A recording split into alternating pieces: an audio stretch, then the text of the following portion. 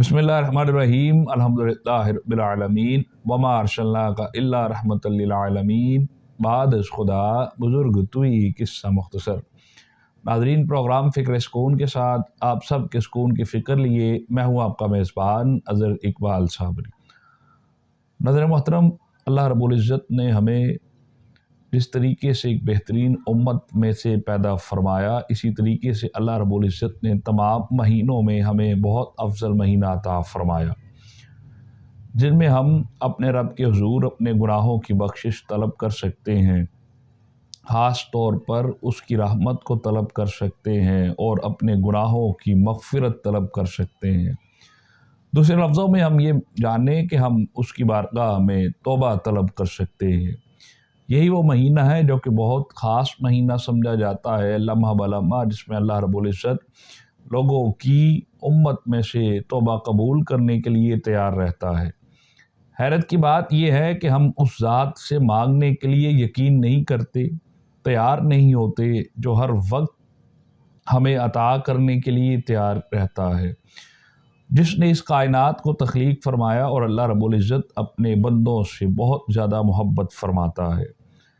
अल्लाह रब्बुल इज़्ज़त बहुत से मामलात में लोगों से नाराज़ भी हो जाता है। ये बात नहीं कि अल्लाह रब्बुल इज़्ज़त हर हाल में लोगों से खुश रहता है, जो उसके अहकामात पर नहीं चलते वो उनसे नाराज़ भी हो जाता है। जो काम उसके ख़िलाफ़ मर्ज़ी होते हैं, हम चाह कर भी उसके लिए जो कुछ भी करते हैं, अल्लाह रब्बुल इज़्ज़त उसको मना फरमाता है, उसको पसंद नहीं फरमाता। वो कहता है कि मैं तकब्बुर वो करने वाले शख्स को पसंद नहीं करता, इसलिए वो इस बात पर खुश नहीं होता।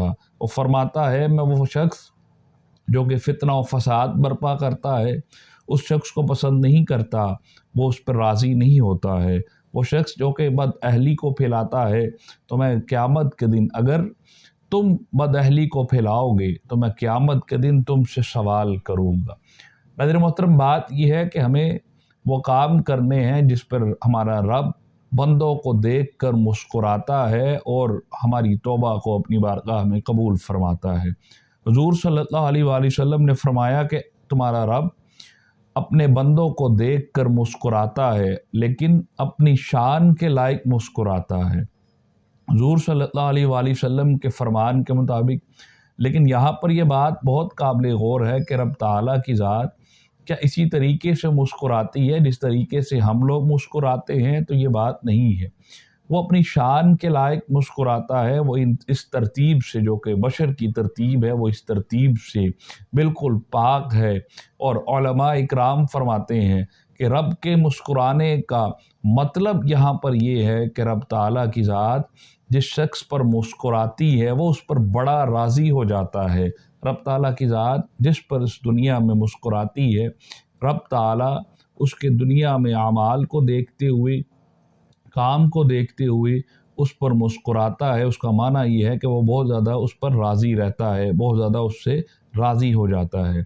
लेकिन एक दिन हुज़ूर सल्लल्लाहु अलैहि वसल्लम ने रब के मुस्कुराने की वजाहत इन अल्फाज में की। इंशाअल्लाह मैं हदीस की सूरत में पेश करता हूँ। सहाबा इकराम हुज़ूर नबी करीम रऊफ़ रहीम सल्लल्लाहु अलैहि वसल्लम की बारगाह अक़दस बैठे हुए थे। अर्ज़ की, या रसूल अल्लाह सल्लल्लाहु अलैहि वसल्लम, सबसे अफजल शहीद कौन है? बहुत से लोग शहीद होते हैं, लेकिन सबसे बेहतरीन दर्जा किसको शहादत का अता होता है?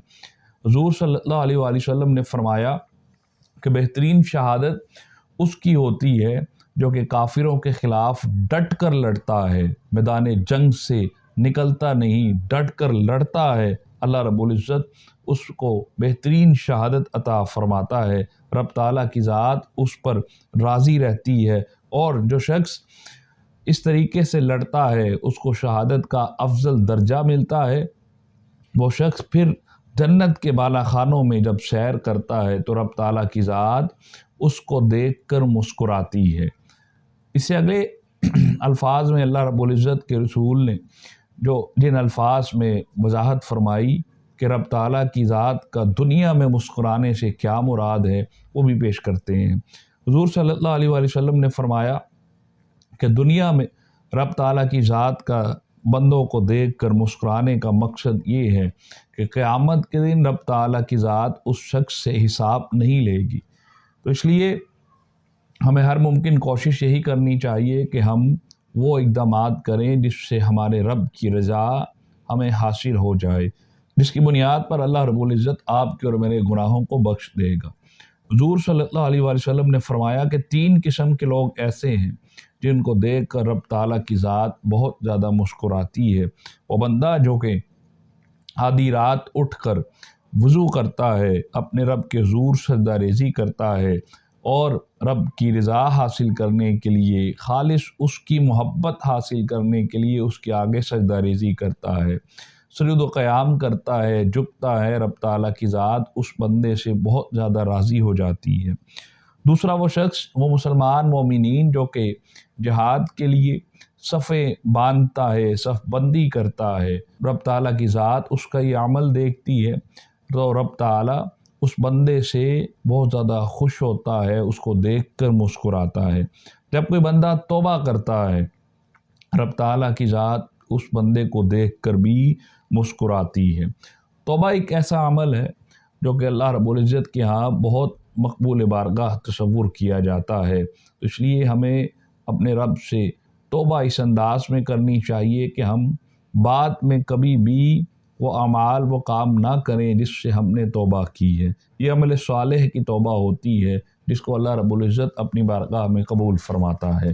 رمضان المبارک توبہ کا بہترین دن ہے، بہترین مہینہ ہے جس میں ہم اپنے رب کے حضور توبہ کر سکتے ہیں، اپنے رب کے حضور اپنے اعمال کی بخشش طلب نہیں کر سکتے، اس کی رحمت کے صدقے ہم ضرور توبہ کر سکتے ہیں۔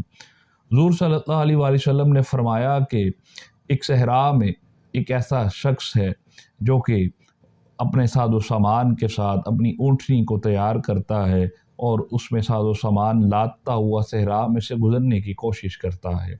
وہ ایک صحرا کے جب مڈ میں وسط میں چلا جاتا ہے اور اس کو کچھ دیر آرام میسر ہوتا ہے، وہ سونے لگتا ہے، اپنے اونٹنی کی نکیل کو اپنے ہاتھ میں لیے سو جاتا ہے۔ لیکن جب وہ اٹھتا ہے، نہ اسے اونٹنی میسر ہوتی ہے، نہ اس کا ساز و سامان ہوتا ہے، وہ ادھر ادھر دوڑ کر تھک ہار کر پھر واپس اسی جگہ پر آ کر لیٹ جاتا ہے اور جہاں پر وہ بیٹھا تھا۔ پھر کچھ دیر کے بعد جب وہ کروٹ لیتا ہے، وہ اونٹنی اس کو وہاں پر دکھائی دیتی ہے۔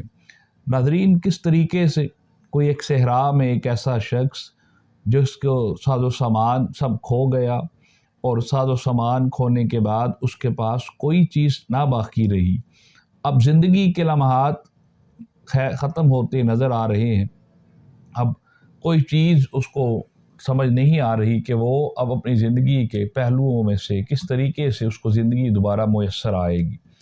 اب وہ پریشان حال جب اپنی زندگی کی ہر چیز سے تھک ہار جاتا ہے، صحرا میں ہی اس کو اب ساری زندگی کیا بسر کرنی ہے، کیا وہ اب یہیں پر رہے گا، کیا اس کو کوئی راستہ بھی نکلے گا؟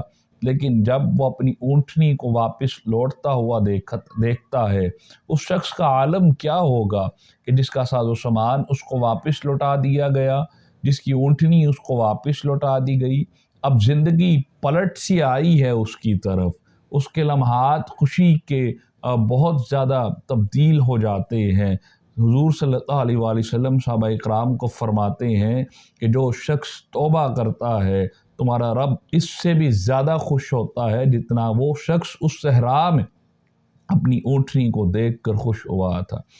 وقت صرف آپ کو اور مجھے نکالنا ہے کہ ہم نے اپنے رب سے، اپنے رب کی بارگاہ میں کس طریقے سے، اس انداز سے اس سے مانگنا ہے، اس انداز سے سجدہ ریزی کرنی ہے کہ ہم اپنے رب کے حضور سجود و قیام کرتے ہوئے اپنے رب سے مانگ سکیں، وہ دینے کے لیے تیار ہے۔ رمضان المبارک کی ہر لمحہ بلمحہ ساعتیں ہمیں اس بات کی طرف توجہ دلواتی ہیں کہ ہم ہر وقت کوئی ایسا کام نہ کریں جس سے کسی شخص کو تکلیف پہنچتی ہو، کسی محلے دار کو تکلیف پہنچتی ہو، کسی روزے دار کو تکلیف پہنچتی ہو، کسی بھی شخص کو ہماری زندگی میں ارد گرد جتنے بھی لوگ ہیں اس سے کوئی ہماری ذات سے کوئی تکالیف پہنچ سکے۔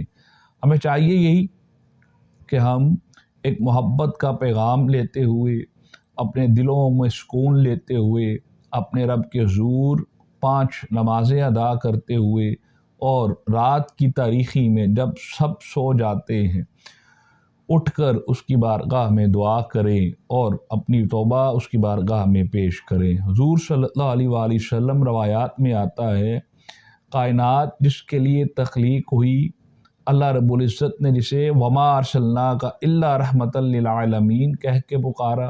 حضور صلی اللہ علیہ وآلہ وسلم کم و بیش 100 مرتبہ اپنے رب کے حضور سجدہ ریزی کرتے ہوئے اپنے رب کے حضور توبہ طلب کیا کرتے اور رب تعالیٰ کی شکر گزاری کیا کرتے، شکر گزار بندے بنا کرتے۔ اس لیے ہمیں در مصطفیٰ صلی اللہ علیہ وآلہ وسلم سے بھی یہی پہلو ملتا ہے کہ ہمیں ضرور اپنے لیے وقت نکالتے ہوئے اس کی بارگاہ میں ضرور توبہ کرنی چاہیے اور رمضان المبارک کی بابرکت ساعتوں میں یقیناً ضرور کامل توبہ کرنی چاہیے اور اس پر قائم و دائم رہنا چاہیے۔ ہم امید کرتے ہیں آپ کو ہمارا پروگرام بہت پسند آیا ہوگا۔